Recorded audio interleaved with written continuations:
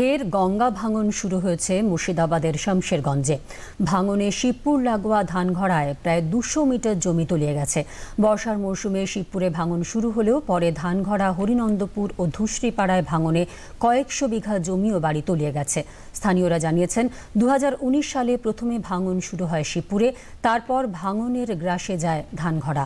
সেই সময়ে প্রায় 170টি পরিবার ঘরছাড়া হয়ে পড়ে। তাদের মধ্যে এখনও অনেকে খোলা আকাশের নিচে ত্রিপল খাটিয়ে বসবাস করছেন।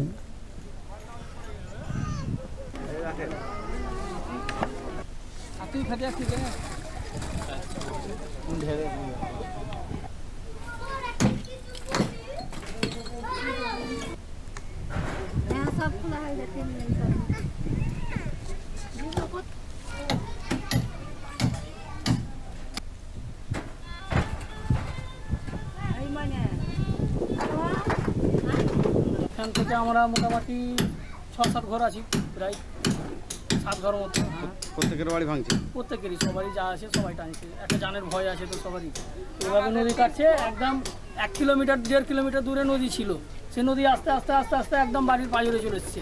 কাল সন্ধ্যে 7টা থেকে ভাঙছে, এখন অবধি শুধু মেম্বার এসছে, বাকি কেউ আসেনি। এখানে কোনো প্রশাসন নেই, কারো কোনো সুরক্ষা নেই এখানে। এখন কোথায় নিয়ে যাচ্ছেন? এখন সব নিয়ে যে সাইডে রাখছি, স্কুলে গিয়ে থাকতে হবে, নাহলে কোথাও গিয়ে রাস্তায় থাকতে হবে, তাছাড়া উপায় নেই। কখন তবে ভাঙছে? রাত 8টা থেকে। এখন বাড়িঘর আপনারা ভেঙে নিচ্ছেন? এখন কোথায় যাবেন বাড়িঘর ভেঙে? স্কুলে। কোন স্কুলে?